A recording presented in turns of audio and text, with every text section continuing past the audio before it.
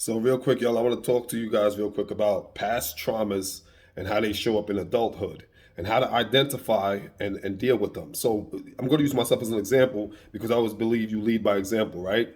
I grew up without parents, so in relationships, I always look for that unknowingly, though. I didn't know, right? You don't know these things, right? And I'm using myself as an example.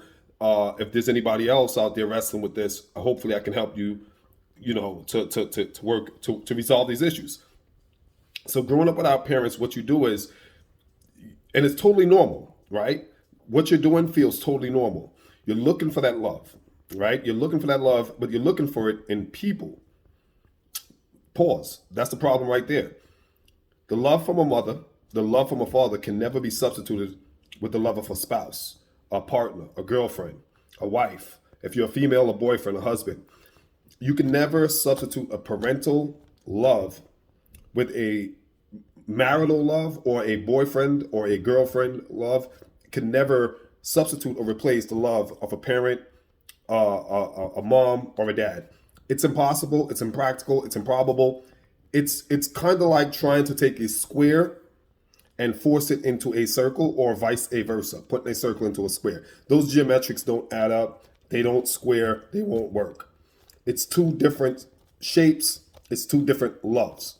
The love of a parent, love of a mom or dad, totally different from the love of a spouse or a partner or a friend or whatever.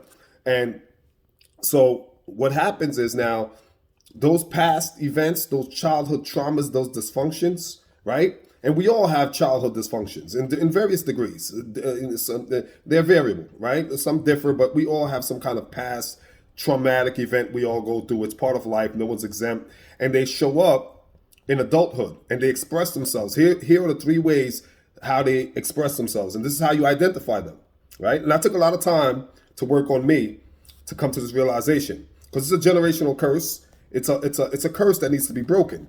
So first you got to identify them. The first thing is to identify. And how you identify them, they show up in your life as desperation, right? They show up in your life as clinginess. They show up in your adulthood as neediness. The clinginess, neediness, and desperation. Those are the three ways that these traumatic events, childhood events, show up in your mature adulthood.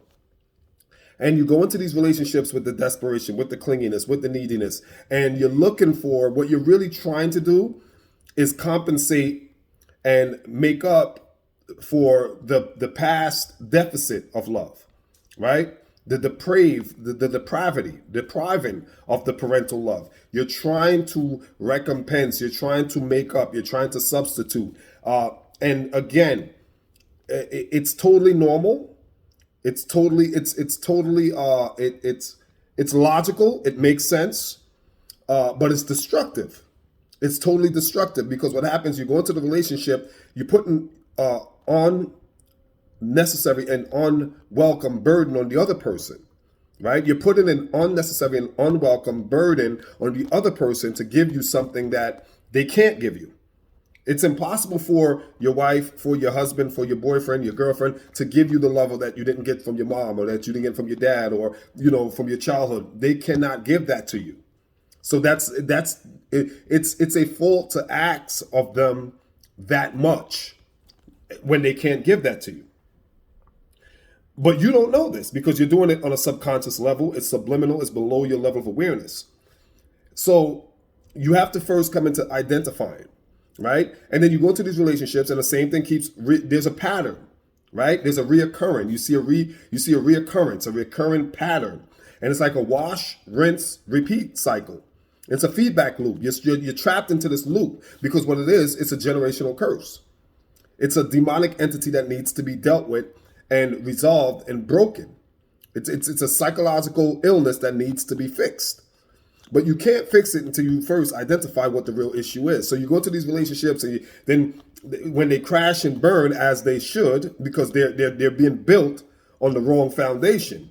You see what I'm saying? And if the foundation is faulty, then the building can't last. The relationship can't stand. So when they fail now, you repeat the cycle, right? You continue to search for this love, to fill this deficit, this void, right? With people. And I'm here to say this, that I myself was trapped into that vicious cycle I now learned it. I'm aware of it and broke it. And the way you break it is by being just as desperate. Take that same desperation and be desperate for God. Take that same neediness and be needy for the Holy Spirit. Take that same clinginess and cling to Jesus. Be just as clingy for the word of God. Be just as desperate and needy for God's Spirit to intervene. You need what's called a divine intervention. You need a divine intervention to break that cycle that you have, to no fault of your own, been trapped in. You see, it's a past childhood trauma. The first thing you got to do, right, is to free yourself from any guilt. We all, look, it's not your fault. We get that, right? You're a child, blah, blah, blah. It's not your fault. No one's blaming you for that. But it is your responsibility to resolve those issues. It lies solely and exclusively with you to fix you. And if those issues go unresolved, they're going to continue to exhibit and express themselves in your life in destructive ways. And hopefully you can catch yourself before it's too late, because those issues can culminate in you being in prison. They can culminate in you losing your life. They can culminate in you taking someone's life.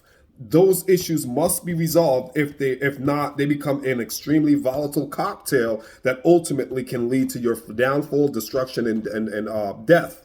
So again, you have to not hold yourself guilty. And the guilt comes from the failed relationships, right? Because when you go into these relationships and they fail and you don't identify the real reason, because see, a lot of times we focus on the branches of the tree and not the root, right? You keep trimming away the branches. You blame this branch, that branch, so you cut it off. You cut this branch, you cut that branch. You prune the tree, but you're not digging up the root of the problem. So you got to get to the root. And the root is usually some past childhood traumatic event that you have experienced that is now manifesting itself in these destructive behavior patterns. And until you get to the root, and until you deal with the real cause, the real motive, the real catalyst, the real impetus of your issues, those issues are going to continue to cycle. And they're just going to cycle themselves in different forms. They're going to come out in different, and when I say different forms, I just mean in different relationships. It's going to be the same cycle, but just coming out in with different people. And I myself had to identify why, I was so attracted to so much, like there was just an attraction to people. Like you gotta be with this person or that person, and it wasn't just relationships with women, even with your peers, your so-called, like, why do you need this person in your life? And it made me realize the difference between having a friend and being a friend. And I was the latter. In a lot of my relationships with dudes, I was the friend. You see, and it's a subtle nuance. It's very you got to be, and I had to learn this. A lot of times, even with your counterparts, not just a feminine relationship, a female relationship, but even with your association with your peers, your so-called friends. A lot of times, you think these people are your friends, and because of that, again, that want to be in a relationship, to be loved, to be cared for, to have somebody there. It can show up even with your relationships with your counterparts, with other dudes, with other people, with other men, because people who you so crave that you want these people around, because again, you crave that love from your parents, that even friends, you think they're your friends, you're their friend, but they're not yours. And it took me some time to learn that the difference between having a friend and being a friend. So you'll be friends with others, but they're not your friend. You're just theirs. And that's also a very destructive relationship, because now you could be taken advantage of. You can put yourself in compromising situations. So you gotta break the foundation of this destructive pattern from in every facet, in every aspect that it shows up. Don't just think it's going to show up with as a man with women. looking for that love in women. It'll show up as a man with you looking for that love in other men too. No homo, no gay stuff. Maturely meaning you're looking for that dad, right? Your fatherly love that you're looking for it in other men that are around you. So you look up to them. You might, like I said, be taken advantage of because you're thinking, okay, you need this person around for whatever they're satisfying. But it's really just an extension, an expression of that same dysfunctional lack of that deficit you're still trying to compensate, trying to fill with people. So just be so to if anybody is in that cycle, because I was in it very bad, deeply in it, growing up as an orphan myself without a mom and a dad, and I was very destructive to myself. What helped me to break free from it is when I'm an avid reader. I love to read. I'm reading this right now, The Rise and the Fall of the Roman Empire. I just finished reading this. Well, I read this like multiple times, The Alchemist. I got like all kind of book, and I came across a quote the other day that says, "Life is happening by you." And I meditated and I thought about life is happening by you, for you. And when you really get that, you realize that helps breaks that curse, breaks that chain. So with these patterns, these recurrences of these same cycles, vicious cycles, up, down, rinse, wash, repeat. Get in a relationship, break up, lose money, start over. Get in a relationship, break up, lose money, start over. These vicious cycles. And then you start to realize life is happening by you.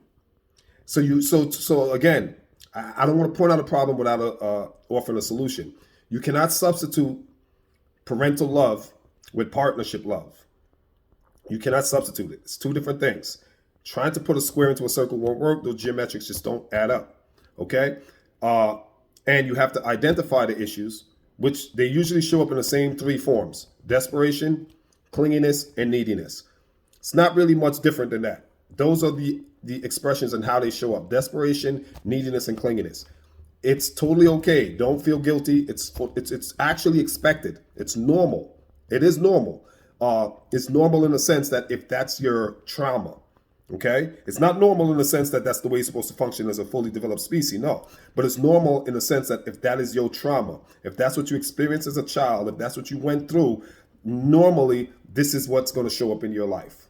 A plus B equals C type thing, right? It's always like that. So identify the expressions, how they're expressing themselves. Also identify the results, see what the results are, and then work from there backwards and get to the root and resolve the root. And the way you resolve the root is to, again, accept the reality, accept it, that this is what it is, right?